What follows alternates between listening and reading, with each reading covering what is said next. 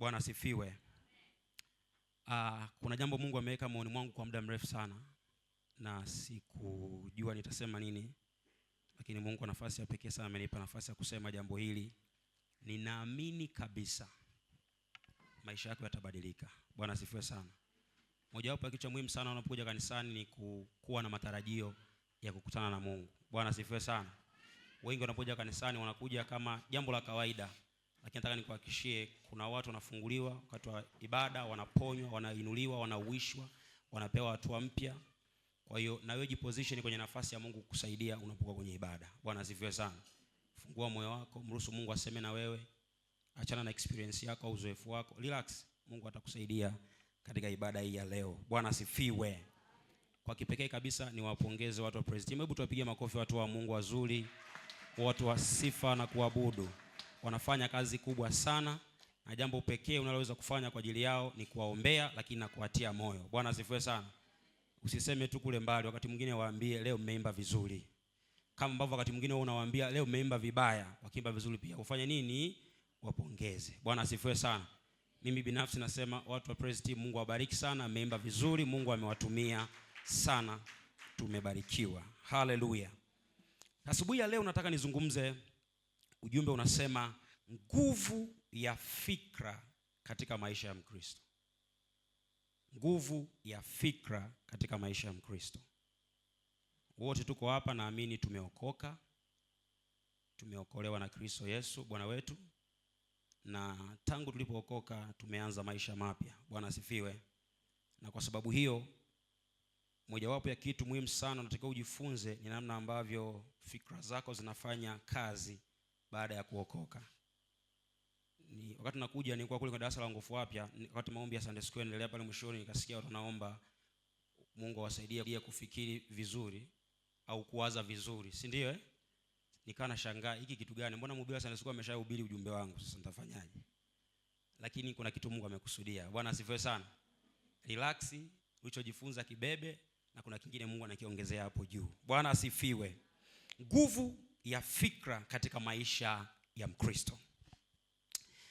Kwa mujibu wa kitabu cha Wakorinto wa pili sura ya 5 mstari wa 17, kuna mstari wa muhimu sana ambao unamhusu kila Mkristo aliyepo mahali hapa.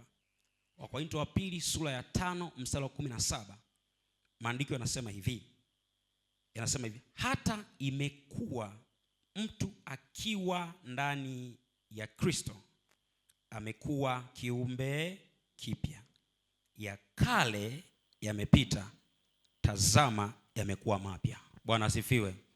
Kwa hiyo the moment tunaokoka, tunapokuwa ndani ya Kristo, maandiko yanasema kuna transformation inayotokea kwenye maisha yako. Kuna mabadiliko yanayotokea ndani kwenye maisha yako yanayokubadilisha wewe na kuwa kiumbe kipya. Bwana asifiwe. Na unapokuwa kiumbe kipya, mambo yote yanayohusu wewe yaliyowahi kutokea, maandiko yanasema yanapita. Haleluya. Alafu kuna mapya yanatokea. Kwa hiyo unapobadilishwa haubaki kuwa vile vile. Kuna kuwepo na mbadilishano wa mambo. Ya kale yanaondoka, mapya yanafanya nini? Yamekuja. Bwana asifiwe sana. Sasa tunapookoka kuna hatua 3 huwa zinatokea.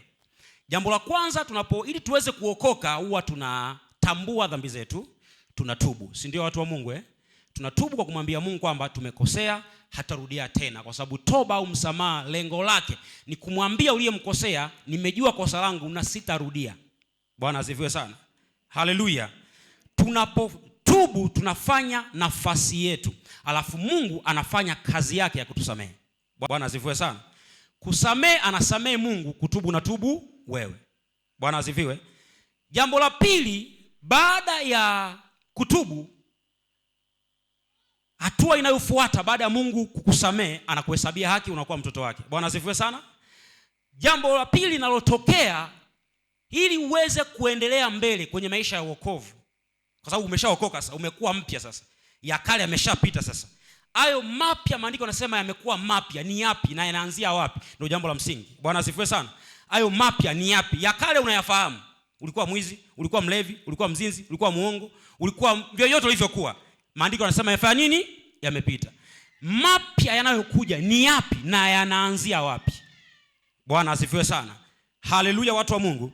Mapya yanayokuja ni yapi na yameanza? Leo nataka nifundishe kwa jina la Yesu uweze kunielewa. Sitaki kuhubiri kabisa. Haleluya. Kwa hiyo ngoja nishushe tena tempa. Maana nilitaka nipae, sasa nirudi tena chini. Bwana asifiwe sana. Wangapi tuko pamoja kwanza mpaka hapo? Tuko pamoja eh?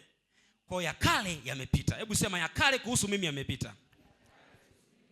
Kama kweli ulitubu na Mungu akakusamehe, nataka nikuhakikishie ya kale kuhusu wewe yamefanya nini? Yamepita.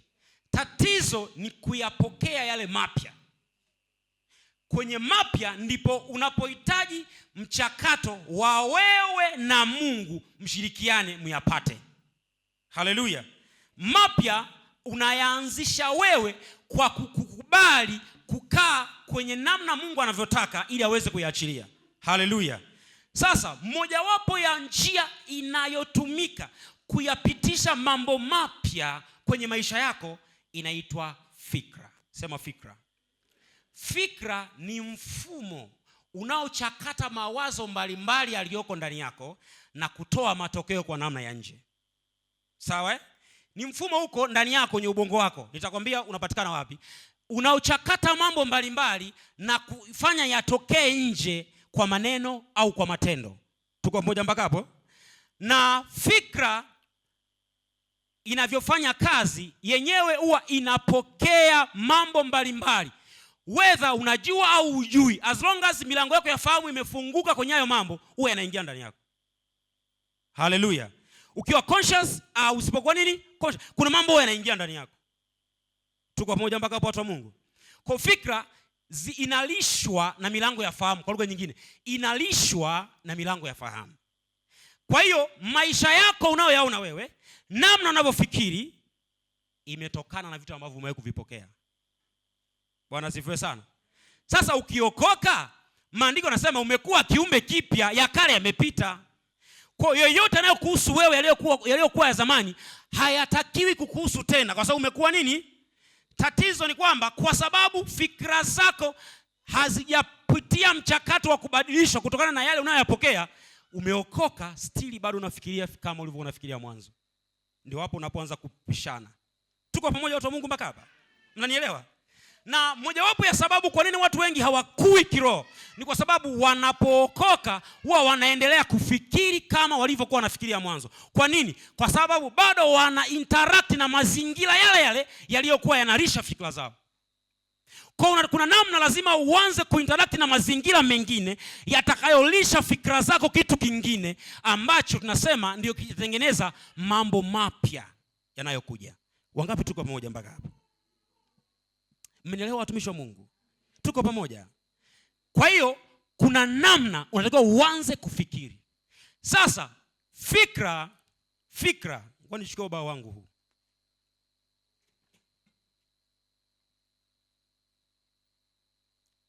Nafikiri mchungaji hataona sasa. Lakini nataka tufanye kitu hapa. Bwana asifiwe. Haleluya. Iukwe. Asante.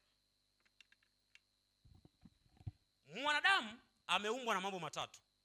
Ameumbwa ana roho, au kwa lugha nyingine mwanadamu ni roho yenye nafsi iliyo ndani ya mwili. Kwa hiyo ili uweze kukamilika, wewe ni roho. Sema mimi ni roho. Wewe sio mwili. Huo mwili ni kibebeo cha roho yako. Sawa? Na hiyo roho iko ndani ya mwili, na hiyo roho ina nafsi.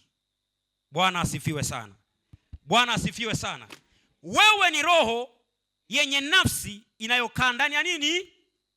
Kwa hiyo hapa juu kuna roho, katikati kuna nafsi, nje kabisa kuna nini? Mwili. Huu mwili ndio tunaouona sisi hapa. Si ndio jamani? Tunakuona wewe, tunakufurahia, tunasalimiana, tunaona mwili wako. Roho yako hatuioni, nafsi yako hatuioni. Na nafsi hapa katikati ndio inayapokea mambo kutoka mwilini na kuyahusisha na roho yako.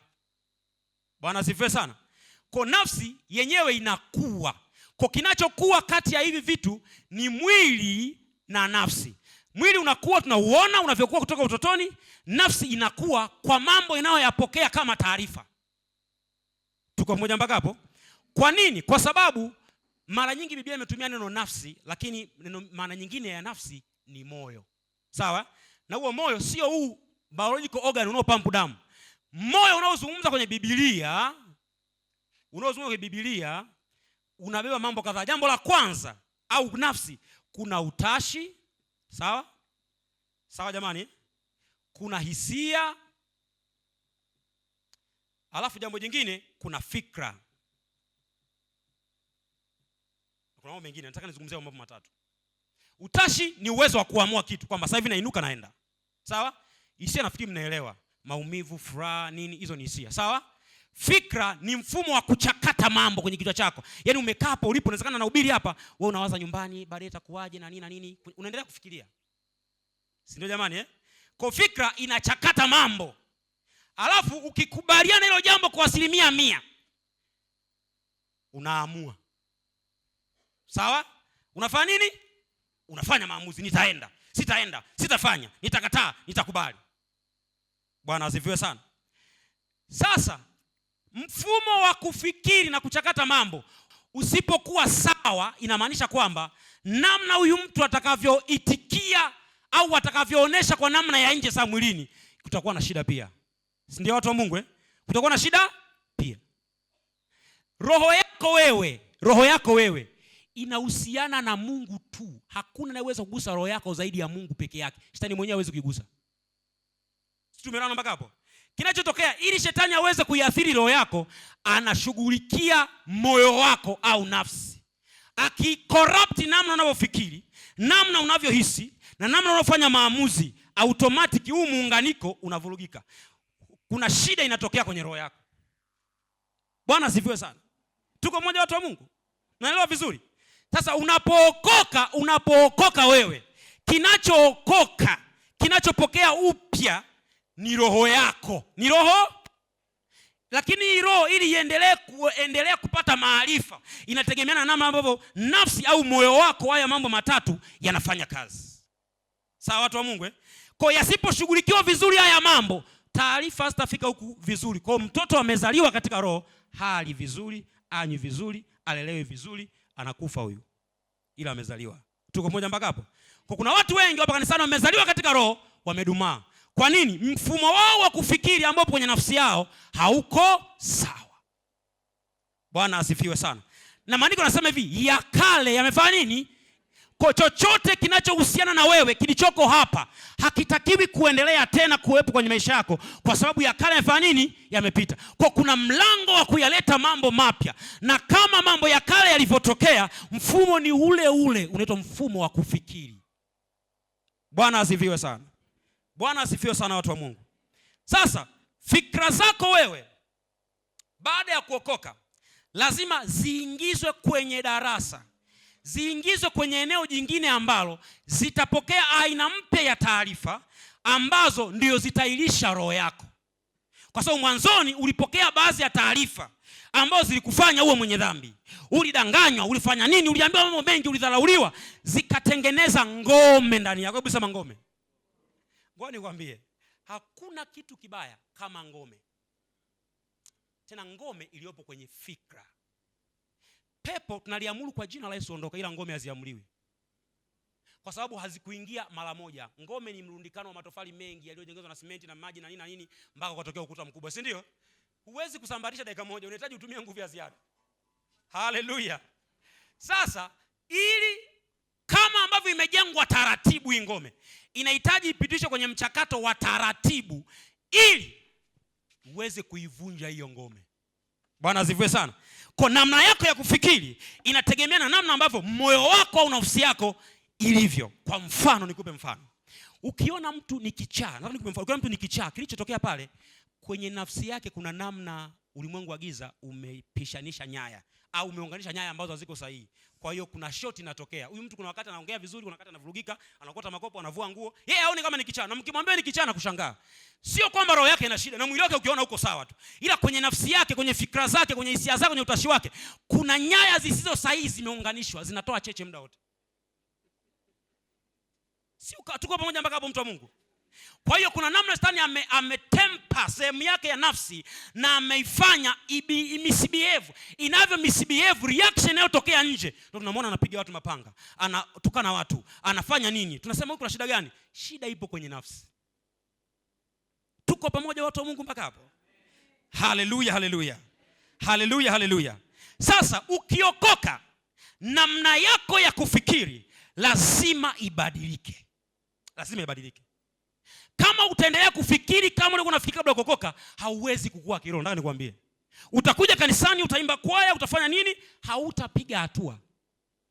Lazima uanze kufikiri tofauti ulivyokuwa unafikiri mwanzo. Kuna aina mbili kuu ya fikra ambazo lazima zipokee mabadiliko.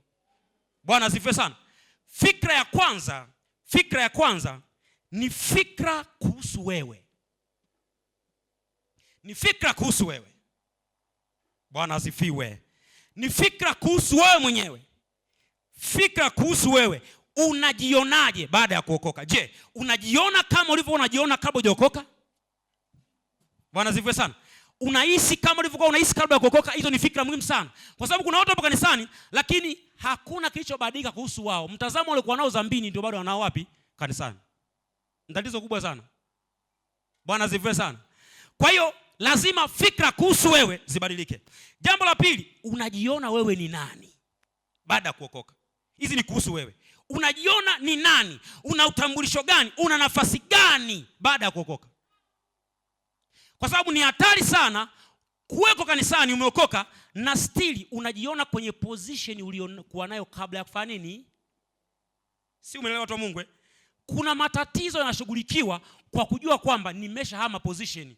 Si kama unaelewa. Kwa kujua kwamba Bwana asifiwe. Bwana asifiwe. Haleluya. Ngoja nikufundishe namna nzuri ya kushughulikia laana za ukoo. Zipo nyingi, sawa? Moja wapo kushughulikia laana ni kujua kwamba mimi nimehamishwa kutoka kwenye ufalme wa giza na nimeingizwa kwenye ufalme wa mwana wa pendo. Kwa hiyo nikitafutwa sasa hivi wakinitafuta kule kwetu Sukumani, sawa? Hawezi kunikuta kwenye position niliyokuwa nayo kabla ya kuokoka kwenye ulimwengu wa roho. So kama ile position niliyokuwa nayo ilikuwa inayavuta mambo yao ya giza yanifuate, baada ya kuhamishwa hakuna namna ya kunipata tena. Si kama unaelewa. Hiyo ikiwa ndio fikra yako, Shetani hana namna ya kutempa na aina hiyo ya fikra, kwa sababu huo ndio uhalisia kuhusu wewe katika Kristo. Bwana asifiwe sana. Na mojawapo njia ya kushinda mapepo na wachawi na nguvu za giza ni kujua kwamba wewe haupatikani tena. Maandiko yanasema kitabu cha Kolosai sura 3 mstari wa 3 kwamba uhai wetu sisi umefichwa katika Mungu. Sawa? Umefichwa katika? Hebu tusome hapo. Wakolosai sura ya 3 mstari wa 3.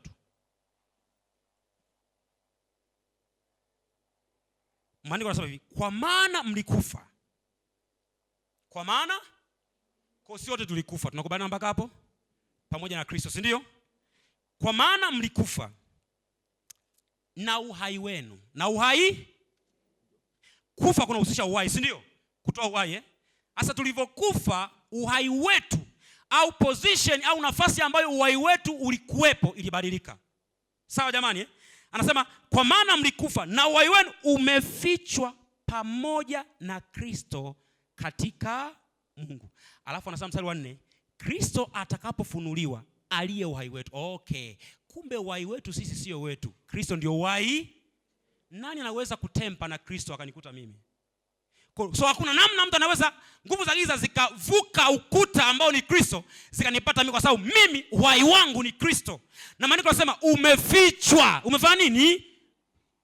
Ukielewa hivyo huwezi kuomba maombi sana ya nguvu za giza. Unasema mimi uhai wangu umefichwa kwa jina la Yesu, unalala. Shetani anapotaka kuja kwako watu wa Mungu, huwa haji bila kujua unajua nini. Si umeelewa? Shetani anatumia ujinga ulionao, Mungu anatumia unachokijua. Ndio maana mchungaji alifundisha kilopita upofu wa kiroho. Sawa? Anakupofusha usijue unachotakiwa kukijua. Ngoja nikwambie, shetani ni adui aliyeshindwa. Tuko moja mpaka hapo? Kwa hiyo haji kama alivyokuwa anakuja mwanzo, anatumia hila. Na mojawapo ya hila anayoitumia ni kukudivert wewe usielewe unachotakiwa kukielewa. Kwa sababu knowledge is power. Bwana asifiwe. Bwana asifiwe sana. Kwa wewe unajiona kama nani? Lakini pia je, unajiona ukiwa na nafasi gani? Una mchango gani? Je, bado unajiona kama ulivyokuwa unajiona kabla ya kuokoka? Hebu jiulize, unajiona kama ulivyokuwa unajiona kabla ya kuokoka? Jamani, unajiona hivyo?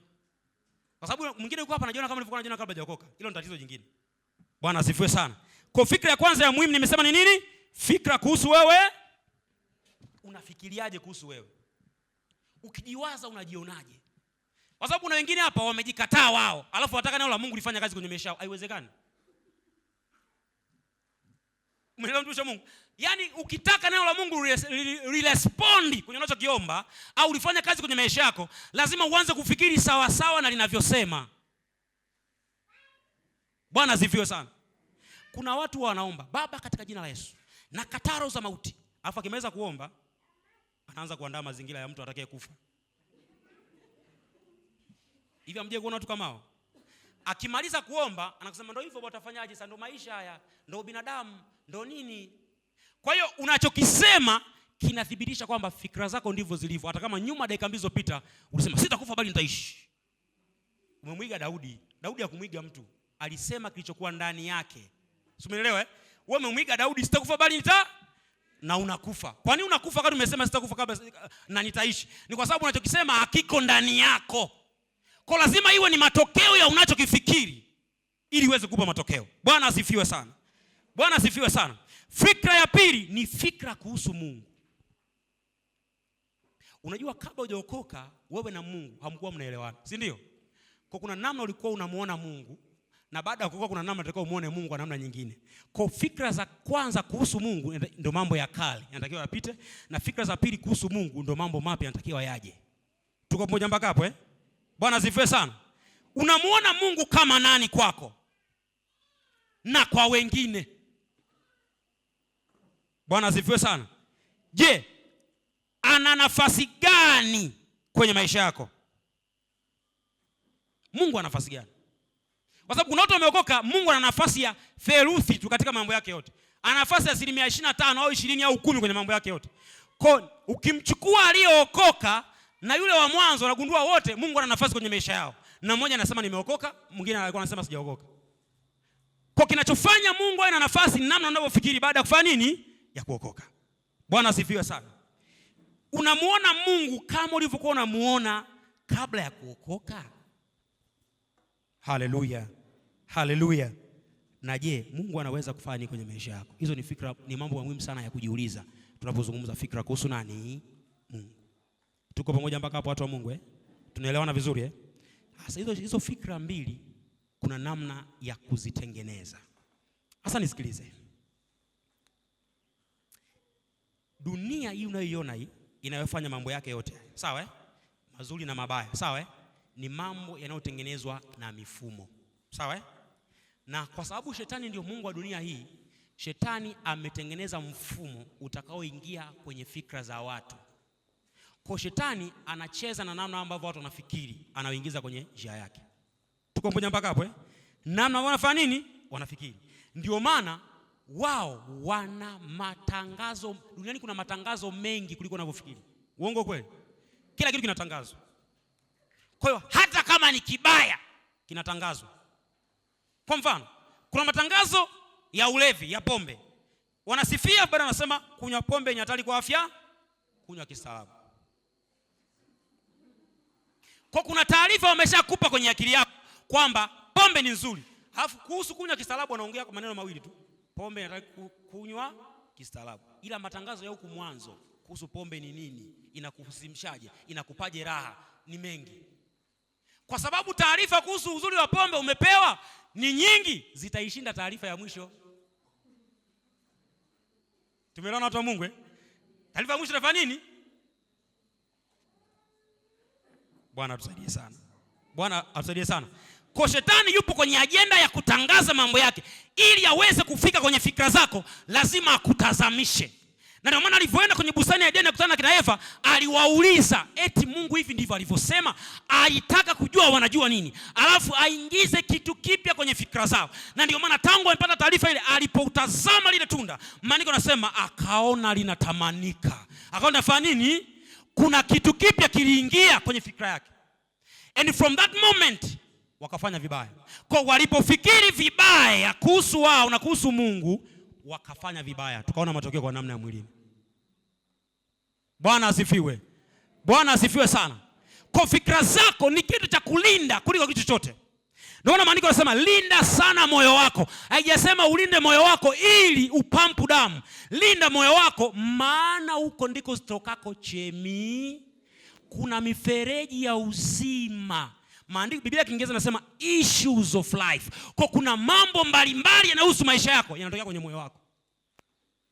Tuko moja mpaka hapo. Kwa usiposhughulikia fikra zako kila wakati, hata kama unaomba, utapata matokeo mabaya. Kwa sababu kuna watu wakimaliza kuomba wanaanza kuongea azifu hawajai kuomba.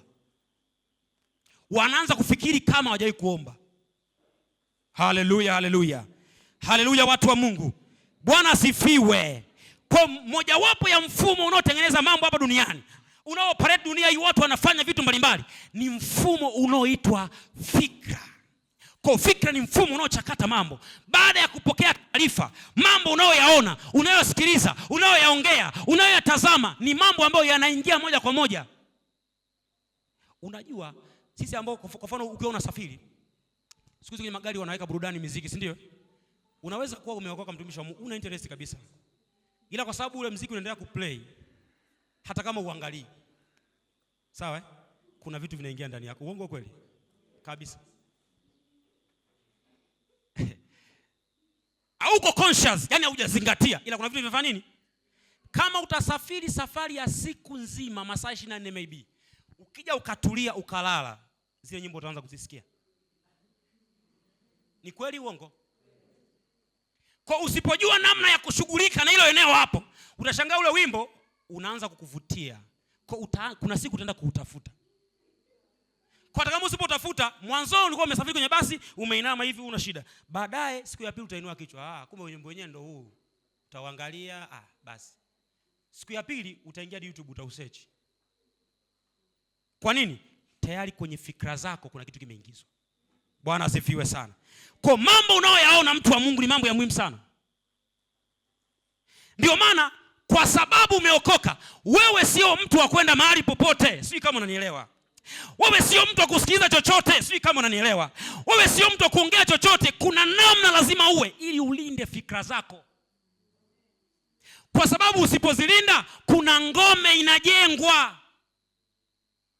Hiyo ngome ikijengwa utahitaji nguvu kubwa sana kuibomoa, na bahati mbaya watu wengi hawajui hata mambo yalijengwaje, kwa sababu yalijengwa unconscious, hawaelewi. Bwana asifiwe sana. Bwana asifiwe sana. Mojawapo ya sababu kwa nini mambo yako yajibiwi ni kwamba unavyofikiri na unavyoomba viendani. Mdomo wako unasema nitashinda, moyo wako unasema nimeshashindwa. Niwewe kutoa mfano hapa. Wacheza mieleka au wapiganaje? Nataka mfano, mnafahamu wapiganaji mabondia? Siku moja kabla ya kwenda kupigana kuna kitu inaitwa face off. Wanaenda wapima uzito, wanaangalia uko vizuri na nini, wanasaini pena vitu gani. Kesho mechi. Ile siku ya face off wanakutanisha mabondia wawili. Sawa? Wamevaa kama wanataka kupigana, washavua nini, wamevaa bukta na nini safi. Wanasogeleana kabisa hivi mpaka wanagusana uso hivi. Wanaambiwa angalianeni tu, wanatulia. Pale ndio mtu atakayepigwa kesho huwa anaanza kupigwa.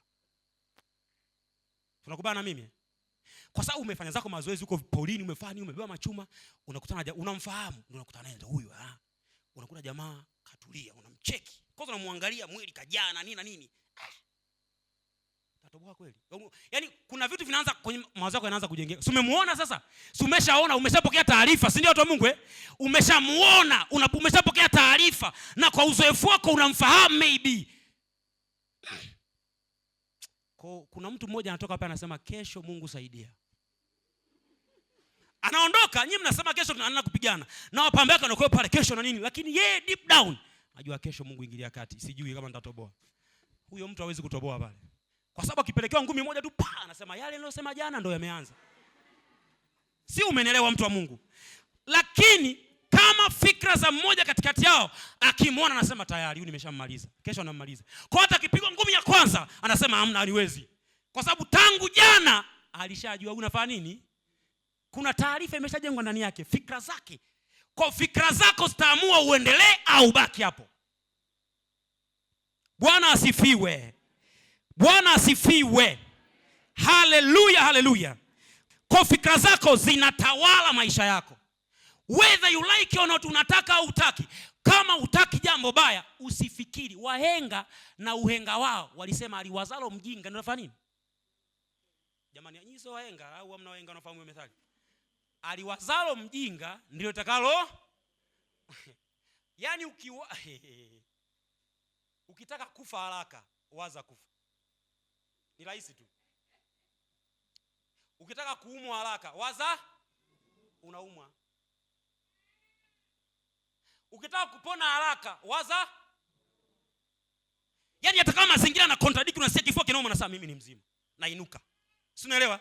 Kadri unavyowaza, kwa sababu ugonjwa ni kitu cha kiroho, kinaanza kurespond kwenye unachowaza. Kwamba hakuna room ya mimi kuendelea kukaa kwa huyu mtu. Kwa nini? Kwa sababu anachowaza akikubaliana na mimi. Na hakuna anayeweza kuitempa fikra kama iko sahihi.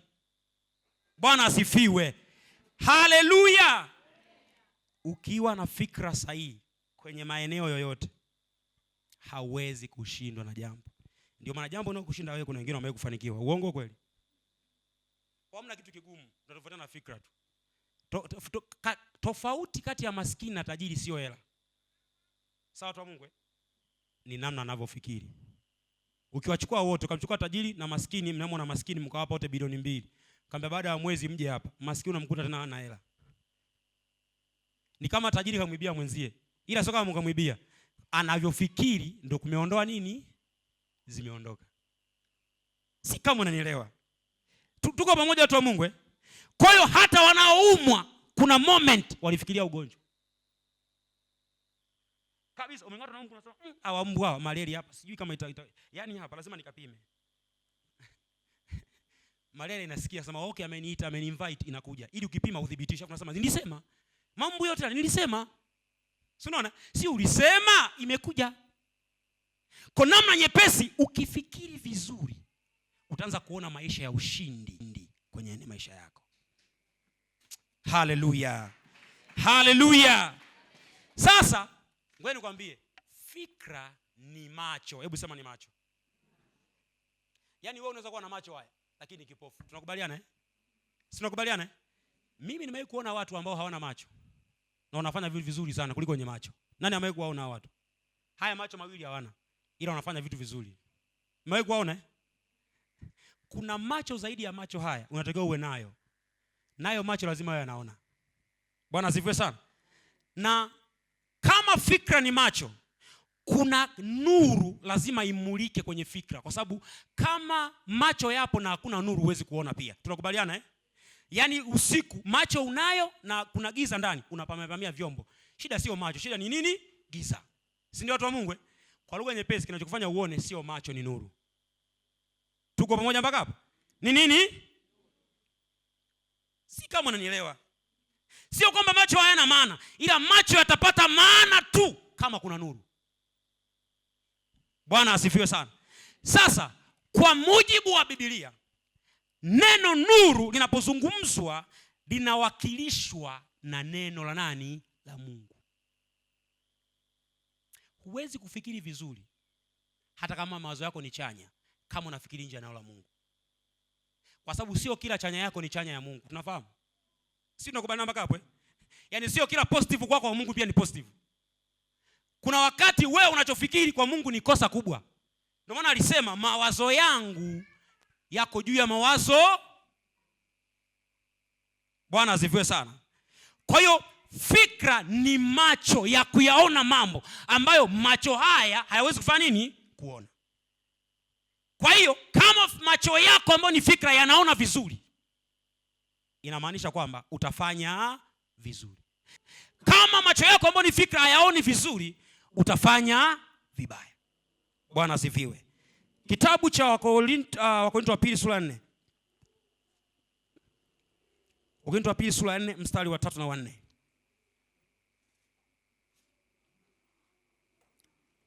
Wakorintho wa pili sura ya 4 mstari wa 3 na 4. Maandiko yanasema hivi. Biblia inasema sura inasema hivi, lakini ikiwa injili yetu imestirika kwa hao wanaopotea. Sasa kwa nini hao watu injili inahubiriwa na hawasikii? Paulo anazungumza kwamba kama tunachohubiri jamani hamkielewi, kama kwenu bado ni siri, ni kwa sababu mmepotea. Sawa? Ila tunaongea injili iliyo nini? Wazi. Sawa watu wa Mungu? Alafu anasema kwa nini hao watu injili imestirika? Anasema hivi, ambao ndani yao Mungu wa dunia hii amepofusha fikra zao wasioamini, isiwazukie nuru ya injili. Sasa nisikilize. Hapa kuna mambo, Biblia imesema neno pofusha, wamefanya nini? Wamepofusha. Hakuna kitu kinachoweza kupofushwa kama sio jicho. Kama kitumiki kuona. Tuko moja mpaka hapo? Kwa hiyo useme huyu ni kipofu, maana yake unazungumzia macho hayaoni. Tuko moja mpaka hapo? Kwa Biblia inasema Mungu amepofusha fikra zao. Kumbe fikra ndio macho. Ndio nini? Ndio maana kuna watu nawahubiria nenda miaka nenda rudi, hawaelewi. Na unaongea kitu very simple. Kwa nini hawaelewi? Mungu wa dunia amepofusha macho yao au fikra zao. Kwa ukiongea injili hawaelewi. Sawa? Alafu anasema kwa nini amepofusha? Anasema hivi, ili isiwazukie nuru ya injili. Nuru ya nini? Kwa hiyo kwa lugha nyingine Paulo alikuwa anasema hivi, nuru ipo. Nuru nini? Ipo. Tunahubiri injili. Tatizo ni kwamba fikra zimefanya nini? Pofushwa. Kwa hiyo mwanga unawaka, macho yamefumbwa. Huyu mtu haoni. Si ndio maana yake? Kwa ili uweze kuona, macho yawe sahihi na mwanga uwepo. Tuko mmoja mpaka hapo? Kwa fikra zako ziwepo na nuru ambayo neno la Mungu liwepo. Si kama mnanielewa watumishi wa Mungu? Au nimeanza kuongea vitu vigumu hapa? Tuko pamoja? Tuko pamoja? Kwa hiyo kazi ya shetani ambaye ni mungu wa dunia hii ni kupofusha fikra za watu. Hata sio tu walioko gizani, mpaka walioko kanisani. Wanafikiria kama walikuwa wanafikiria mwanzo. Wanaishi kama walivyokuwa wanaishi mwanzo. Wanaongea kama walivyokuwa wanaongea mwanzo. Na wanategemea changes. Huwezi kupata mabadiliko kama mfumo wako wa maisha unaotumia ni ule ule wa mwanzo. Maandiko yanasema ya kale yamefanya nini? Yamepita. Hayatakiwi kuendelea. Yakiendelea hayawezi kupa matokeo. Kwa sababu katika Ukristo kuna mode, kuna njia, kuna mfumo mpya wa kuyafanya mambo yatokee, ambao unaitwa neno la Mungu. Sisi tunaishi kwa neno, sio kwa mipango na mikakati. Si kama unanielewa? Haimaanishi usipange, ila neno linakupa fikra nzuri, unapanga kwa usahihi. Si kama umenielewa? Si kama umenielewa? Usipoenda na neno utapanga mambo mengi, ila anaweza asiwe nini? Sahihi. Bwana asifiwe sana. Bwana asifiwe sana. Sasa Warumi sura ya 12 mstari wa kwanza. Andiko tumelizoea mno. Nataka tukae hapo kidogo. Warumi 12 mstari wa kwanza na wa pili. Maandiko yanasema hivi. Warumi 12:1 na 2. Biblia inasema, basi ndugu zangu, na wasi kwa huruma zake Mungu, itoweni miili yenu iwe dhabihu iliyo hai, takatifu, ya kumpendeza Mungu, ndio ibada yenu yenye. Kwa hapa alikuwa anafundisha namna kufanya ibada yenye maana ni kujitoa miili yao. Sawa? Kwa maisha ya Ukristo sio tu roho yako. Anayekwambia Mungu anaangalia roho tu anakudanganya. Sawa mtu wa Mungu? Mungu anaangalia mwili wako. Ndio maana amesema kitabu kwa kwamba mwili wako ni hekalu la Roho. Roho Mtakatifu anakaa ndani ya mwili wako. Si umenielewa? Kwa mwili wako unahusika kwenye wokovu. Useme roho yangu imeshoka, mwili wangu hauna shida, nenda mbinguni na roho. Ngoja nikwambie, mwili ukipata shida, roho inaondoka. Ukweli uongo? Kagongwe na gari pale uone kama roho itabaki. Kicho gongo ni roho au mwili? Lakini kwa roho inaondoka. Mwili umepoteza sifa za kuendelea kuishika roho. Kwa mwili lazima ulindwe, vaa vizuri, kula vizuri, pumzika. Linda mwili wako ili roho yako endelee kuwepo. Si kama umenielewa. Sasa nawafundisha nasema hivi, itoeni miili yenu iwe dhabihu iliyo takatifu. Alafu anasemaje? Ya kumpendeza Mungu. Ndio ibada yenu ya nini? Yenye maana. Mstari wa pili anawakumbusha kitu. Anasema hivi, wala msifuatishe namna ya dunia hii. Namna, hebu sema namna. Namna. Namna ni how. Kwa lugha labda tungesema ya Kihehe, labda how, kwamba na jinsi. Sawa? Dunia ina jinsi yake. Ina namna yake ya kufikiri, kuishi, kuongea, kutenda na kufanya kila kitu. Dunia ina namna. Tunakubana watu wa Mungu Tunakubana mpaka hapo Nataka nikwambie dunia ina namna yake. Ukitaka kufanikiwa duniani kuna namna yake. Haleluya, haleluya. Ukitaka kuishi duniani uwe kama watu wa dunia kuna namna yake. Sasa Paulo anaambia Warumi kwamba msifuatishe namna ya dunia hii, bali mgeuzwe kwa kufanywa upya. Hebu mpigie Bwana Yesu makofi kwa ajili ya neno. Oh my God, my Jesus. Mgeuzwe. Mfanye nini? Wameshaokoka. Nisikiza kwa makini. Wameshaokoka.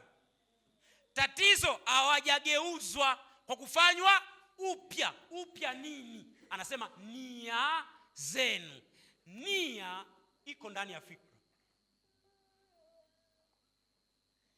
Kwa lugha nyingine, kwa anasema mgeuzwe kwa kufanywa upya nia zenu au fikra zenu. Alafu anasema hivi, mpate kujua. Hebu sema mpate kujua. Hakuna namna utajua kama hujafanywa upya. Umeelewa mtumishi wa Bwana? Mgeuzwe kwa kufanywa upya nia zenu. Mpate kufanyaje? Mpate kujua hakika. Kujua hakika. Kujua kusikokuwa na mashaka. Kujua kabisa kabisa. Kujua yote. Kujua. Anasema hivi, mpate kujua hakika mapenzi ya Mungu yaliyo mema, ya kumpendeza na ukamilifu. Hivi ni viwango mapenzi ya Mungu. Yapo yaliyo mema, yapo ya kumpendeza na yapo makamilifu. Wengi tu kwenye mapenzi ya Mungu yaliyo mema. Makamilifu ni ngumu kufika kwa sababu hutaki kugeuzwa. Ngoja nikwambie, fikra zako zigeuzwa kabisa zikakaa kwa eneo la Mungu, kuna mambo ambayo ulikuwa unahangaika nayo zamani hayatakusumbua tena. Unajua leo hata mtu kutoa sadaka tu hawezi. Sawa? Kutoa sadaka hawezi mtumishi wa Mungu. Sio kwamba hana hela. Ni fikra tu. Sijasema hawezi. Yaani kuwapa watu moja baridi moja moto kule mtaani anaweza, ila kutoa sadaka hawezi. Sio kwamba hana hela, ni fikra. Sasa wanatuibia hela. Shingapi? Buku. Unajua umaskini ndivyo unavyotokeaga. Hivi unaelewa? Kuna mtu alikuwa anamwambia, mimi mwalimu sawa, tunafundishaga tunaposoma history tunafundishaga watoto hivi. Mmoja wapo kwa nini bara la Afrika ni maskini? Tunasema bara la Afrika ni maskini Ndio julikana dunia. Kwa nini maskini? Tunaambia ni mmoja wapo ni colonial legacy. Colonial legacy ni ukoloni ndio uleta umaskini. Mungu tusaidie. Ukoloni umeleta nini? Haya, tunakubali ukoloni ulikuwepo. Sasa tuko tutawala, si ndio? Achukua madini, wakachukua nini na nini. Kwa makadirio bara la Afrika lina uhuru wa miaka 60 kwa makadirio. Hiyo ni average tuseme, si ndio? Nchi nyingi zimepata uhuru miaka 60. Kwa sasa hizi miaka average 60. Sawa Miaka 60 mpaka leo, mmoja wapo ya sababu ambao unalalamikia kwa nini maskini ni ukoloni. Haya, tuangalie wakoloni waliiba nini? Waliiba madini. Kwa teknolojia gani waliiba madini? Haya. Wakoloni walizuia mvua isinyeshe? Walibeba ardhi wakaondoka nayo? Waling'oa madini yote alizina wakaondoka nayo? Waliua wanyama wote wakaondoka nao? Sisi tunalaumu wakoloni.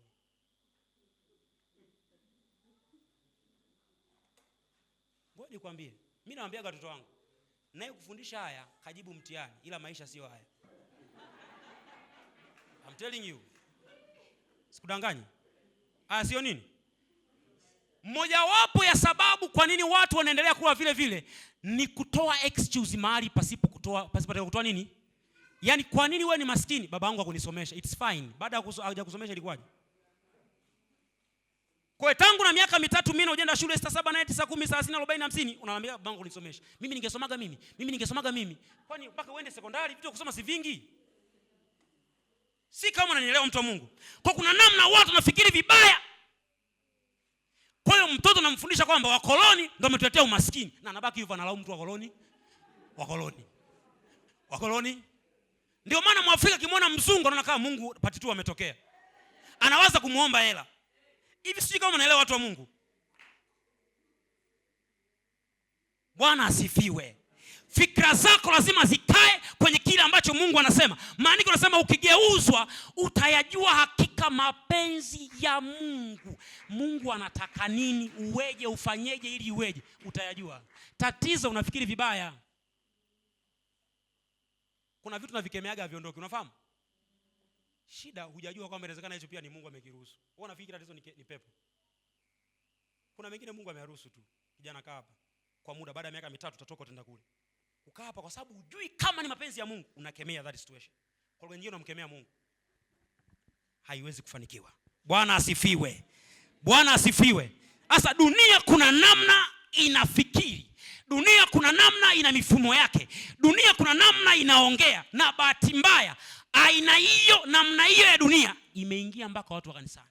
Kwa lugha nyingine, watu wametoka duniani wameingia na vitu vyao. Bwana asifiwe. Wameingia na vitu, wameingia na mifumo ya kufikiri. Ndio maana kila wakisikia neno linakuwa gumu kwao. Juzi nimuuliza Mr. Buganda kule, nikamwambia hivi, baba, kwa nini watu wanaokoka kwa na umri mrefu wana struggle sana kukua kiroho kama watoto? Ushakuuliza hilo swali? Mimi nafanya darasa la nguvu hapa, kwa hiyo naweza nikana experience. Kwa nini watu ambao wanakuwa miaka 50, 40 ngapi, yani wanahitaji, si kama unaelewa wanahitaji, lakini kijana tayari. Mzee akaniambia hivi, sababu moja wapo, kwanza vijana akili yao iko sharp. Sawa? Lakini pili, hawana mifumo mingi kichwa, hawana mambo mengi. Kwa uwezi kumlaumu mzee kwa nini hakuja haraka. Ana mambo mengi. Yaani amepita duniani huko. Kuna vitu vimeshasajiliwa kwenye kichwa chake, vimejenga ubongo, vimeshakaa. Unapaswa kumwambia kwamba Yesu anakupenda. Anasema Yesu ananipenda. Kipindi fulani mwaka fulani leo kukamatwa, nikafungwa jela miaka 3. Alikuwa wapi? Familia yangu imelala njaa, alikuwa wapi? Si unaelewa? Nimeuma miaka yote, alikuwa wapi? Anaanza kupishana na nini? Na neno. Lakini mtoto kwamba Yesu anakupenda, anajua tu kupendwa ni kupendwa, anakubali. Si kama unaelewa. Kwa shida ni namna anavyofikiri. Kuna ngome zimesha, na hizo ngome lazima ziangushwe ili huyu mtu aanze kufikiri kwa namna iliyo sahihi. Usipoangusha ngome utakuja kanisani. Ngoja nikwambie, moja wapo ya sababu kwa nini watu wanakuja kanisani ndio kufanya dhambi ni kwa sababu hivyo wanavyofikiri. Kwa sababu dhambi ni matokeo ya mchakato unaofanyika kichwani kwanza. Hakuna mzinzi ambaye anashangaa, kumbe nimezini jamani, saa ngapi? Hakuna. Kuna mchakato, anaona, anafikiri, anatamani, anapanga mpango, niende, wakubaliana, twende wapi na nini. Si umeelewa? Fikra. Na kwenye fikra zake hakuna kitu kinachomkataza. Kuko blank. Hakuna kitu. Ndio maana watu wa dunia wanasema, huwezi kuokoka ukiwa kijana. Wanakukatalia kwa sababu ni kweli kwa namna yao haiwezekani, lakini kwa namna ya neno la Mungu inawezekana. Hiyo ni namna yao. Kwa namna nyingine ambayo Paulo anasema tusifuatishe namna ya dunia. Ndio maana ukiwa kijana umeokoka, acha uongo wewe. Labda una matatizo. Kijana unaokokaje? Kwa hiyo uzini hata kidogo. Yaani kama kuzini ni oxygen, kwamba usipovuta utakufa. Si kama mnanielewa. Hiyo ni namna ya nini? Ya dunia. Namna mojawapo ya kushinda mawazo hayo ni kufikiri kama neno la Mungu linavyosema. Ndio maana Daudi anasema moyoni mwangu nimeliweka neno lako nisikutende dhambi. Anaposema moyoni, anasema hivi, kwenye fikra zangu nimeliweka neno lako ili nisikutende dhambi. Haleluya. Unajua Daudi aliishi agano la kale, hivi unaelewa? Lakini anashinda watu wengi hapa.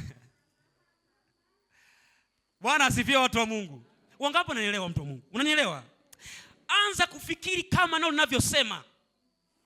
Kuna vitu vingi ni unajua fikra zako zinavuta vitu vije. Sawa? Kwa unavyofikiri ndio unavivuta. Ungesema sisi ni maskini. Kwetu sisi hamna aliyefanikiwa. Kwa hiyo umaskini ashangae. Na anaufikiri kila wakati. Sisi ndivyo tulivyo.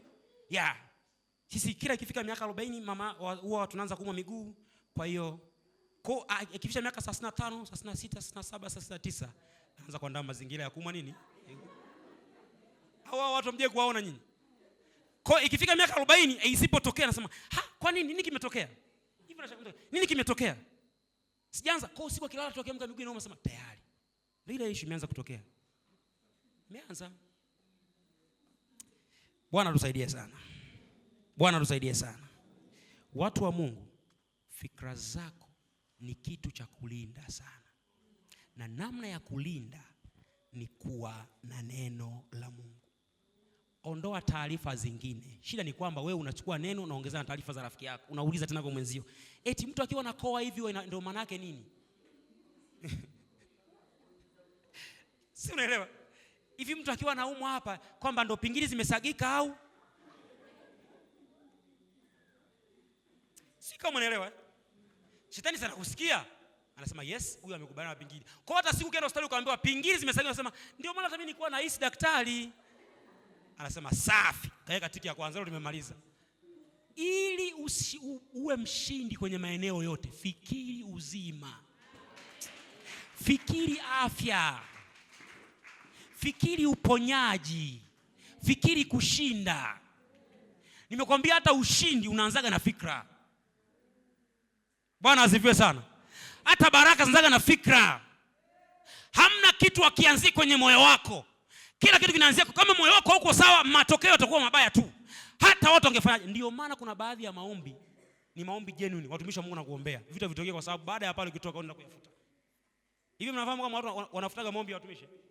Ngoja nikupe siri moja. Ukikutana mtumishi wote wa Mungu akiwa anaomba usiombe, sikiliza. Ninataka kuelewa. Mtumishi anakuombea na wewe, Baba katika jina la Yesu tunaomba nini? Tulia mtu wa Mungu, achilie moto. Achilie mafuta. Wewe unaomba nini sasa? Yaani mchungaji amekuja kukutembelea, anamshukuru Mungu pale mwishoni. Na wewe unaanza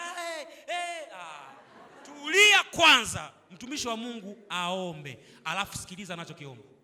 Alafu pita nacho. Kwamba mtumishi wa Bwana amesema hivi. Mtumishi wa Bwana amesema hivi. Mungu, kama hujawahi kunisikia maombi yangu, haya maombi ya mtumishi wako. Si kama unanielewa.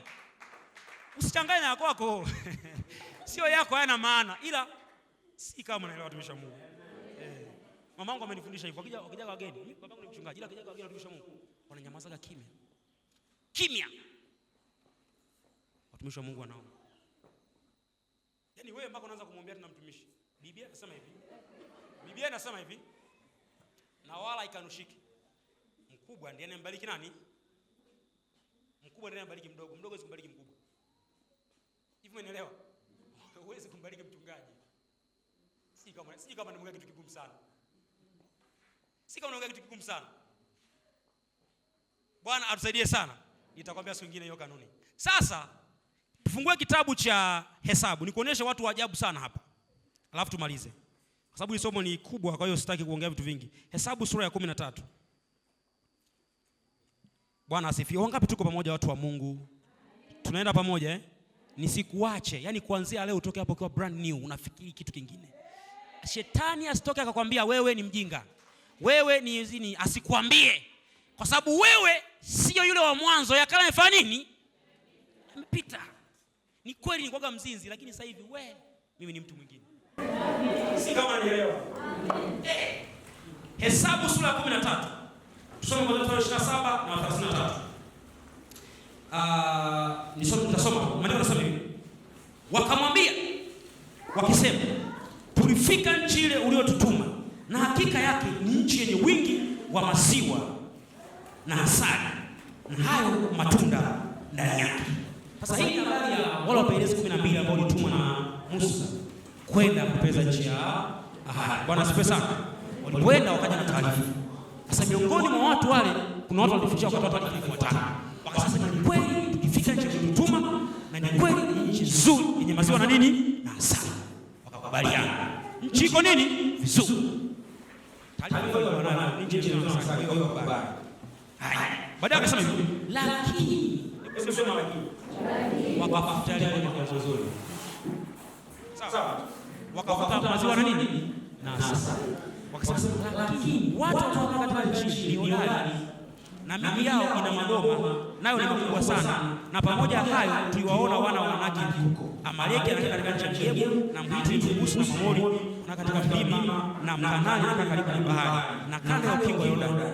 Kalebu akawatuliza watu mbele ya Musa akasema, na tupande mara tutaitamaki, maana tutaweza kushinda bila shaka. Sasa Kalebu na Yoshua ni watu ambao wale 10 walikuwa wanazungumza yale mambo. Kuna mtu hodari na maboma makubwa na nini. Kwa kweli sasa ni kama tutatoboa. Sawa eh? Kumbuka hao wengine waje kwenda Kanaani hawapajui. Yaani wao ili waende wanasubiri taarifa. Sawa eh? Wanasubiri nini? Hamna mtu anayejua. Wanakuja wale 10 wanatoa ile taarifa. Kabla hajamaliza Kalebu akasema, jamani nyamazeni. Tulieni, twendeni, Mungu atatumilikisha bila shaka. Twendeni. Msiongeongee maneno bwana kasha tamaa. Sikiliza pale chini. Anasema hivi, bali wale watu waliopanda pamoja naye wakasema, hatuwezi kupanda tupigane na watu hawa, kwa maana wana nguvu kuliko sisi. Sawa? Wakasema hatuwezi. Kalebu, acha ujinga, acha kudanganya watu, hatuwezi. Sawa? Najaribu kuonyesha alivyokuwa anaongea. Yaani kama nilikuwepo. Bwana asifiwe sana.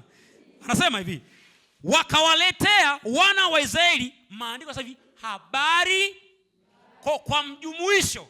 Habari waliotoa watu ilikuwa ni habari imeingia sasa hapa. Imeshaingia. Ni habari nini? Kwa hiyo wamekaa pale, kesho tunaingia zetu Kanaani. Wamejiandaa kila kitu. Ghafla mnasema kule hamwezi kwenda, kuna mijitu balaa mno. Watu tunafanyaje? Kurudi Misri haiwezekani, bali Ashamu hatuwezi kuvuka tena pale. Mungu alifanya muujiza mara moja akaipasua. Tunarudije kule? Tumekwisha. Sikiza sasa ambacho wanasema hawa watu. Wanasema wakati watu habari mbaya ya ile nchi walioipeleleza, wakasema ile nchi tulioipita kati yake ili kuipeleleza ni nchi inayowala watu wanaoikaa. Angalia maneno anayoongea sio ametoa wapi. Yaani kuna watu wanakaa alafu inawala, wanakaaje kati na wala. Una watu ajabu sana. Angalia wanayoikaa, si ndio? Alafu anasema hivi, na watu wote tuliowaona ndani yake ni watu warefu mno. Kisha huko tuliwaona Wanefili na wana wa Anaki waliotoka katika hao Wanefili. Tukajiona, hebu sema tukajiona, nafsi zetu kuwa kama mapanzi. Akasema nao ndivyo walivyotuona sisi. Jamani, hamna watu waongo kama hao. Wewe ni kwambia kitu cha ajabu sana. Hawa kumbuka walikuwa na wapelelezi. Kwanza walikuwa wanapeleleza kwa siri. Tunakubaliana eh? Walienda kufichwa, si ndio? Kwa Rahabu walienda kufichwa.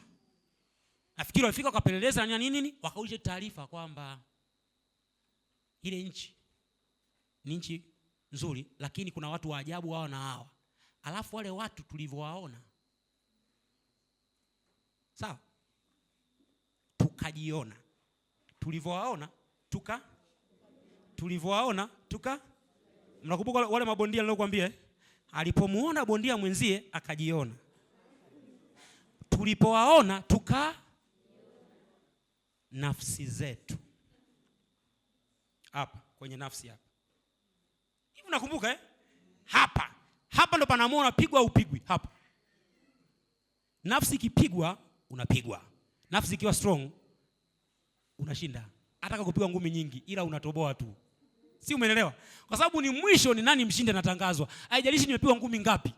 Kuna mieleka moja ingawa kipindi fulani yule aliyeshinda ukimuona ni kama ndiye aliyeshindwa. Kachakaa vibaya mno. Yaani hoi. Sura imevimba ila ndo mshindi. Jiulize aliyeshindwa alikuwaje? Sasa nafsi ikipigwa unafanya nini? Wakasema tukajiona nafsi kama mapanzi. Alafu cha ajabu eti na wao ndivyo walivyotuona. Niulize, waliwauliza saa ngapi? Eti nyinyi mnatuonaje?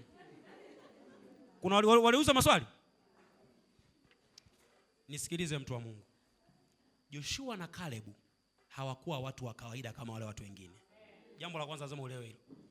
Joshua na Caleb walikuwa watu wa uweponi mwa Bwana. Sawa? Yaani Musa hakuwa mjinga kutuma watu 12 na Joshua na Caleb watu wawili wakaongezeka. Usifikiri Musa alikuwa mjinga. Alijua ni kweli anaweza kupeleka watu wengi, ila vijana wangu wawili naomba waende. Wawili waende. Wawili wafanye nini? Ni watu wa uweponi mwa Mungu. Ni watu wanaojua Mungu anaweza kufanya nini. Ni watu wanaojua siri za Mungu. Bwana asifiwe sana. Kwa hiyo mpaka hapo sura ya 13 mjadala ukafungwa kwamba sisi ni mapanzi na ndivyo walivyotuona.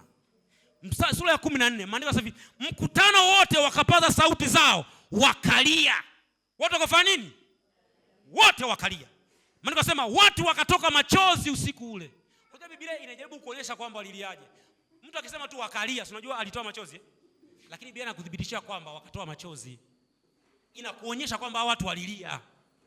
Aina hii ya taarifa ileta majonzi kwenye mioyo yao, ileta huzuni kwenye mioyo yao, ileta hofu kwenye mioyo yao. Haleluya. Alafu maandiko yanasema hivi, kisha wana wa Israeli wote wakamnungunikia Musa na Haruni. Mkutano wote wakawaambia, ingelikuwa heri kama tungalikufa katika nchi ya Misri, au ingekuwa heri kama tungalikufa katika jangwa hili. Mbona Bwana anatuleta mpaka nchi ili atuanguke kwa upanga? Wake zetu na watoto wetu watakuwa mateka. Je, si afadhali turudi Misri? Hawa watu taarifa waliokuwa nayo ni taarifa kuhusu Misri. So hawana cha kuongea kingine kuhusu nini? Misri. Ndio maana ukisoma hii safari yao yote, kila wakati kukutana na changamoto wanalifaa Misri. Kuna wakati wakakosa nyama, wakasema Misri tulikula nyama, wakaanza kulalamika. Mungu awaletea kwani. Kuna wakati maji hamna, wakasema Misri tulikuwa tunakunywa maji mengi ya kutosha. Yaani wamesahau kwamba walikuwa wanabebesha kazi ngumu, wanateswa, wamesahau. Wao wakikutana na chochote taarifa walikuwa nayo kwamba Misri. Kwa walikuwa wanajua Misri tu. Tuko moja mpaka hapo. Walikuwa wanajua kitu kimoja tu. Haleluya, haleluya. Walikuwa wanajua mambo yanayohusu nini? Misri. Kwa hiyo wakasema afadhali turudi wapi? Misri. Wakaambiana. Angalia watu wanaongea wamekasirika mpaka wanaambiana, wanapanga na mipango. Wanasema hivi, wakaambiana na tuweke mtu mmoja awe akida tukarudi Misri. Tunaachana na Musa. Musa hatuna shida naye. Tutafute mtu mwingine. Turudi wapi? Misri. Bwana atusaidie sana. Hao ndio Wakristo tulionao. Akiwa kanisani mambo yasenda vizuri anakumbuka, mbona kabla sijaokoka nilikuwa nakula vizuri? Nini kimetokea? Bwana nirudi zangu tu dhambini. Watu hivyo wapo hawapo? Shida anafikiri vibaya. Haleluya. Anasema hivi, ndipo Musa na Haruni wakaanguka kifudifudi mbele ya mkutano wa kusanyiko la wana wa Israeli, na Yoshua mwana wa Nuni na Kalebu mwana wa Yefune. Bwana asifiwe. Haleluya. Na Kalebu mwana wa Yefune waliokuwa miongoni mwao walioipeleza nchi, wakalalua nguo zao, wakanena na mkutano wote wa wana wa Israeli wakasema, nchi ile tulioipita kati yake ili kuipeleleza ni nchi njema mno ya ajabu. Sawa? Alafu wanasema ikiwa Bwana anatufurahia. Wao hawakuongea kuhusu possibility ya kufika kuna maadui au nini. Wakasema ikiwa Bwana. Ikiwa kwa wengine wanasema hivi, kama Bwana ametutoa Misri akatufikisha hapa, hii ngoma lazima imalizike. Hivi umenielewa? Kama Bwana alitutoa Misri akatufikisha hapa, maana yake Bwana anatufurahia. Bwana ametukubalia. Mpaka hapa tufika Bwana amefanya nini? Ametukubali. Ikiwa Bwana anatufurahia, atatuingiza katika nchi hii, atupe iwe yetu. Nayo ni nchi yenye wingi wa maziwa na asali. Anasema lakini msimwasi Bwana, wala msiwaogope wale wenyeji wa nchi, maana wao ni chakula. Hebu angalia watu wanaongea lugha mbili tofauti hawa watu. Wanasema ni chakula. Uvuli uliokuwa juu yao umeondolewa, naye Bwana yu pamoja nasi, msiwaogope. Lakini mkutano wote wakaamuru wapigwe kwa mawe. Ndipo utukufu wa Bwana ukaonekana katika hema ya kukutania mbele ya wana wa Israeli wote. Hebu fikiria, watu wamefika wote pamoja, wakasema jamani nchi ndio ile, sawa. Wanarudi. Alafu taarifa zinatoka tofauti. Taarifa zinatoka nini? wao 10 walikuwa na taarifa zilizo, ngome iliyokuwa ndani yao ya fikra ni ngome iliyokuwa wapi? Misri. Sawa Kwa wao mateso ya Misri yaliwafikisha kiwango ambacho takuona kwamba Mungu hawezi kufanya kitu kingine hapa. Bwana tusaidie. Walifika wakasema hapa hatutoboi. Walisahau kwamba Mungu ndiye aliyesema na aliyewatoa kwa mkono wenye nguvu za ajabu. Bwana asifiwe sana. Lakini maneno anaongea Yoshua na Kalebu ni maneno ya kuthibitisha kwamba wanajua Mungu alichosema. Walishasahau kuhusu Misri. Hawana mpango wa kurudi wapi? Misri. Safari yao ni kwenda wapi? Kanaani. No matter kuna watu wa aina gani wako kule, nitafika. Ndicho ambacho walikuwa wanajua. Bwana asifiwe sana. Ndicho ambacho walikuwa wanaelewa. Na ndicho ambacho walikuwa wanafikiri kila wakati. Kwa hiyo wao mafaili yanayohusu Misri walishafuta. Kama kuna namba za simu za watu wa Misri walishafuta. Kama kuna mahusiano fulani na watu wa Misri walishakata, kwa sababu wanajua hapa ni mbele kwa mbele, moto mdundo. Haturudi nyuma, hatukati tamaa. Ndicho walichokuwa wanajua. Lakini hao wengine walikuwa na mafaili kuhusu Misri. Ndio maana kidogo akisikia njaa wanaangalia matikiti ya Misri, mbona huko hayapo? Kidogo mbona huku nyama zile Misri tuzioni? Mungu amesema na kupeleka nchi ya maziwa na asali. Hatuongelei nyama hapa, tunaongelea maziwa na asali. Haleluya. Na kwa sababu walikuwa hawajui maziwa na asali ni nini, hawakuelewa. Bwana asifiwe sana. Ukiwa mjinga ni chakula cha shetani. Sawa? Nataka kuhakikishia. Shetani anaogopa watu wanaojijua wao ni kina nani na wanajua Mungu anaweza kufanya nini. Huo ujasiri katika Kristo ukiwa nao, uliojengwa kwenye neno la Mungu. Na ndio maana tukisema soma neno, usifikiri kwamba tunakufundisha tamaduni za dini. Sawa Nunua Biblia, sio kwamba eti tunakulazimisha. Ndugu yangu, kama unaishi nje ya neno wewe, shetani anajipigia daladala mpaka anachoka na kupumzika na kuvua shati na kunywa chai na rudi tena. Hamna kitu, hamna unachojua. Kitenesi tunadundisha dunia. Hamna unachojua. Huwezi kumpinga shetani kwa maneno yako, unahitaji neno. Haleluya. Unahitaji kujua kitu ambacho Mungu amesema kuhusu wewe, alafu unakisimamia unasema Bwana amesema. Wao watu wakasema ikiwa Bwana ameturidhia tunaingia Kanaani. Wakasema hamna, pigeni kamawe, utukufu wa Bwana ukashuka. Maana Bwana kwanza anathibitisha kwamba alichosema ndicho ambacho nataka watu wote waelewe hivyo. Acheni ujinga. Akasema Musa, sogeni nataka niwafieke hawa watu. Musa akaanza kuombea na Mungu asamee na nini jamani. Lakini Mungu alikuwa anawamaliza. Ngoja nikwambie, akili ile ingeenda Kanaani, ile akili. Nataka nikwambie, ile akili ingeenda Kanaani. Hivi unanielewa? Akili ile ya kukumbuka wapi? Imeingia Kanaani, nchi ya maziwa na asali. Unafikiri nafanyaje? Si kama unanielewa. Yaani akili ulionayo ya kuyapamba magonjwa na kuyasifia, na maelezo mengi ulionayo, ugonjwa uzima huwezi kukaa. Kwa lugha nyingine, wangeharibu maziwa na asali yote, kwa sababu kila wakati wangekuwa wanafanya comparison. Yaani hapa ningekuwa na tikiti kidogo kama la Misri, ningeshushia na hii asali. Si kama unanielewa. Yaani wao maisha yao yanaishi kwa reference ya Misri. My God, maisha yako hayaishi kwa reference ya nyuma ulikotoka. Ya kale yamefanya nini? Wewe ni kiumbe kipya katika nani? Fikra zako, maisha yako, mawazo yako, hisia zako zijae kile ambacho Mungu amesema. Ishi kile ambacho Mungu amesema. Kama Mungu amesema kitu, kiamini, kisimamie. Maandiko yanasema Mungu akisema kitu, si kama wewe. Mimi kiwaidi kesho nitakupigia, naweza ngajisahau, si ndio? Kesho nitakupa na kwamba bwana samahani, bahati mbaya kuna nilikuwa nafikiria hajaja, kwa hiyo nisamee kidogo. Mungu akisema kitu amemaliza. Na maandiko yanasema hivi, yeye ameikuza ahadi yake kuliko jina lake. Yaani Mungu hakubali kwa namna yote aonekane muongo. Si unaelewa?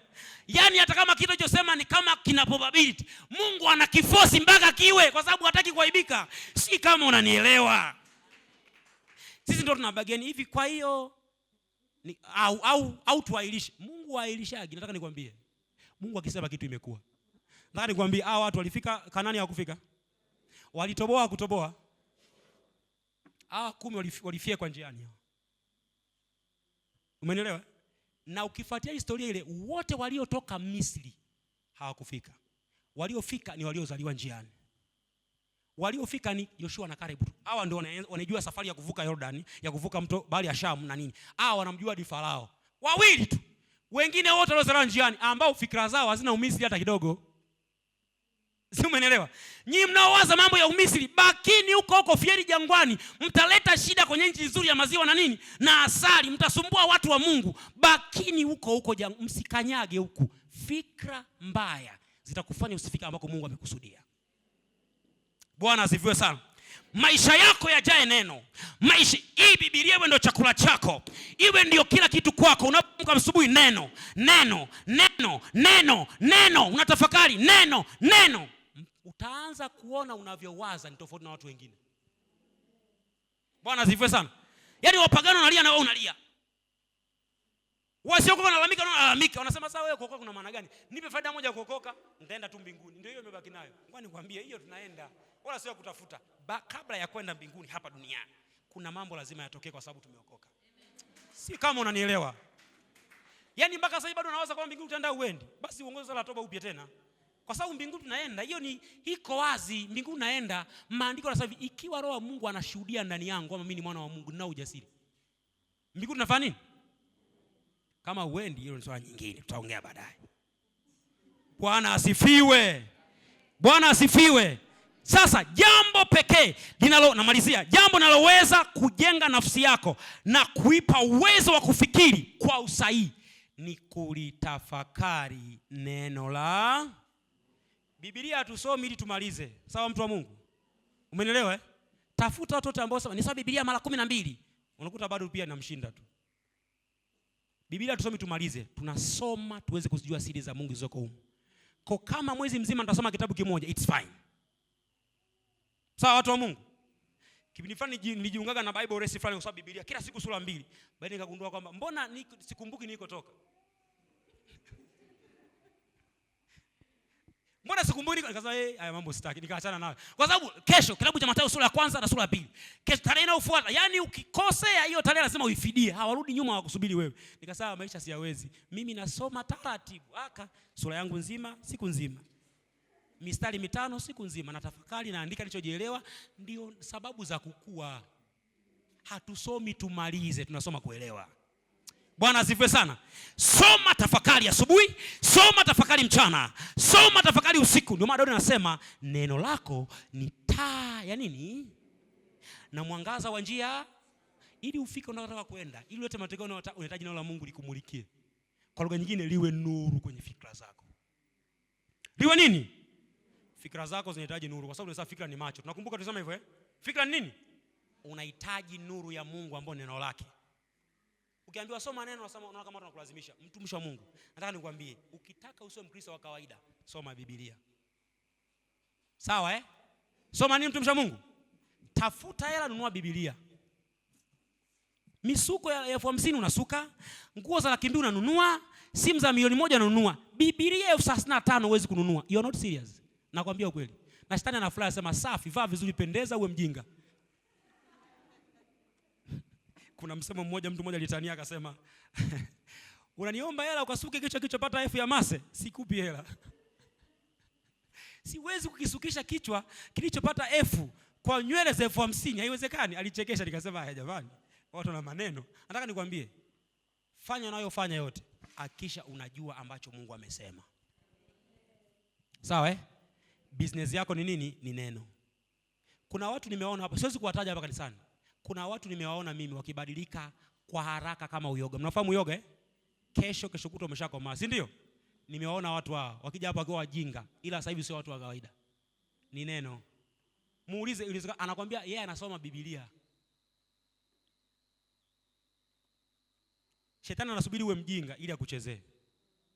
Sawa Anapofusha akili zako. Ujui lolote kuhusu Mungu. Ujijue wewe ni nani. Unawaza yale mataputapu ya mwaka jana. Yaani unawazaga yale makosa yako ya miaka yote. Unawazaga ujinga ule uliokuwa nao dhambini. Ngoja nikwambie, hayo mambo hayawezi kukusaidia. Unahitaji kuwaza upya na kufikiri upya.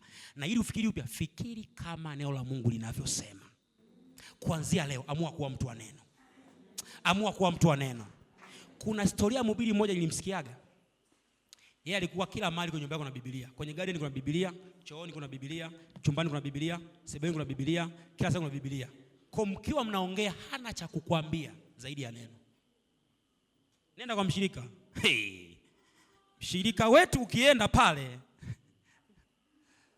my God, hana hata neno la kukutia moyo. Unajua ili umtie moyo mtu aliye changamoto lazima neno la Mungu. Mnafahamu? Usimpe ushauri wa kisaikolojia. Kuna vitu vya kisaikolojia vinahitaji neno. Sasa ndio hivyo tulifanyaga hivyo na sisi. Kwa hiyo ndio hivyo. Unashangaa anaongea kitu cha kipagani kabisa na ameokoka. Hana nini? Neno. Jaa neno mtu wa Mungu. Kuna vitu shetani anajibiwa kwa neno tu. Shetani koma usiniguse. Neno la Mungu linasema awagusai ninyi aigusa mboni ya jicho la nani? Hivi wewe nani anaweza kugusa mboni ya jicho lako kama acha hivi? Sasa nikwambie wewe sio kwamba wewe ndio una mboni yako. Hiyo wewe ni mboni ya nani? Shetani anagusa jicho la Mungu. Subutu hata kuwaza wazi. Sasa wewe ndivyo ulivyo. Ukijua hivyo hugusiki. Bwana asifiwe sana. Na wachekeshaga naambia mimi nikiwa na safari naambiaga watu wote walio kwenye basi hili leo wamepata favor ya kusafiri na mimi. Wako salama, watakula maisha. Dereva endesha gari. Na nasema kimo dereva endesha gari kwa amani. Tunafika. Sifi mimi kwenye ajali. Bwana asifiwe sana. Kama ishindikana tarehe 23 mwezi wa 5 2020. Kwa heri. Anipati tena. Si kama unanielewa. Maandiko yanasema uhai wangu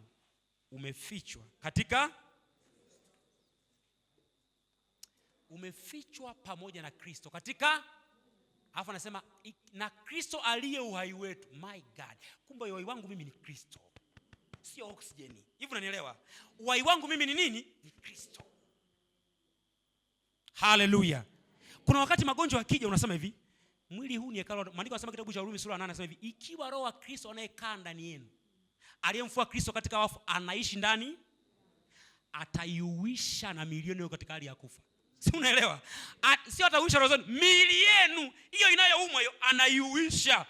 Anaipa uhai. Mimi nawaambiaga watu, how comes kipindupindu na Roho Mtakatifu wamekaa kwenye kiti kimoja? Is it possible?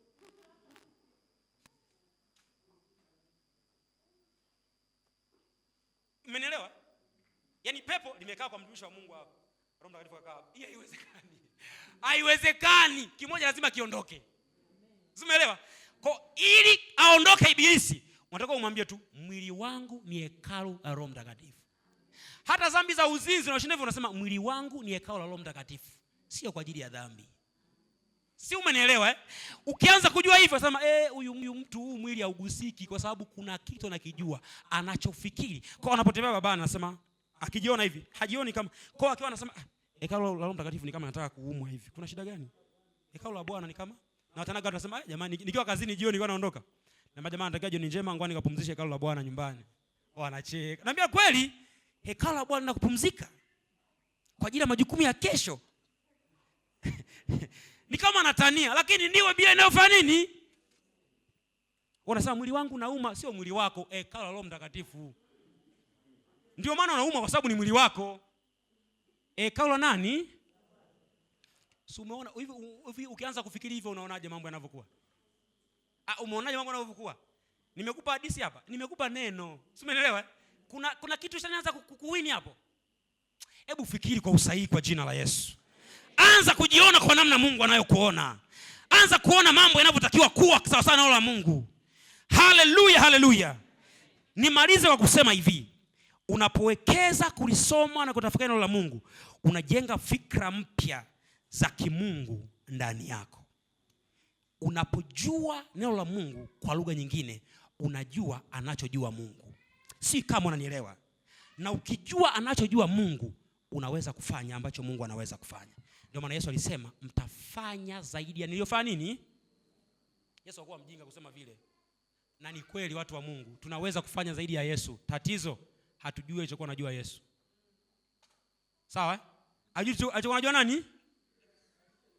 Yesu kuna vitu vingi alikuwa anajua. Kafundisha watu wakaona waelewa. Sasa basi msubirini Roho Mtakatifu aje atawafundisha. Maana nyinyi hamnielewi. Roho Mtakatifu akija atafanya nini? Bwana tusaidie sana. Wangapi wamenielewa mchana wa leo watu wa Mungu? Maazimio yako asubuhi ya leo ni kwamba Mungu kuanzia sasa nitajenga fikra za kimungu kwa kuwekeza kwenye neno la Mungu. Sitaleta utani na neno. Usilete utani na neno, mtu wa Mungu. Usilete utani. Watu wote ambao neno la Mungu limepitia kushoto ni victim wa shetani anytime. Shetani akija kwetu tukimpiga anasema nikaangukie kwa fulani kwa sababu kule hamna kitu, kuko kweupe tu. Umeelewa? Akija kwa mlandale kutana ngwala, sababu huko sababu kukaa huyo anatafuta mshirika ambaye hana neno kabisa, nikakae hapo. Mkienda kasema na mripoti na leo linalipuka. Linakaa pale nje linakusubiri, si una neno. Bwana asifiwe. Hebu simama kwa miguu yako tumwombe Mungu.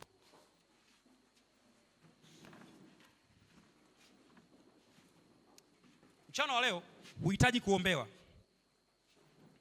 Sawa watu wa Mungu? Huhitaji kufanya nini? Unahitaji kuchukua maamuzi ya kuwa mtu wa neno. Kuna vifungo kwenye maisha ya watu, naomba nisikilize, kuna vifungo kwenye maisha ya watu havihitaji maombi, hasa vifungo vinavyohusiana na fikra havihitaji maombi. Unahitaji fundisho, unahitaji training. Tunaposema why Sunday school ujifunze, sio kwa sababu tunataka muwe wengi, tunataka upate maarifa sahihi. Tukisema njoo Jumatano kwa ibada ya mafundisho, sio kwa sababu uje utoe sadaka, ni kwa sababu unataka ukufundishe. Hakuna aliyekuwa kama hakufundishwa. Nataka nikuhakikishie. Yesu mwenyewe na uungu wake alikaa na wazee na makuhani na walimu pale, kawasikiliza. Kuna kitu alichukua. Kuna kitu aliongezewa. Musa mwenyewe kabla ya kuwa mkombozi, Mungu alimtengenezea mazingira aingie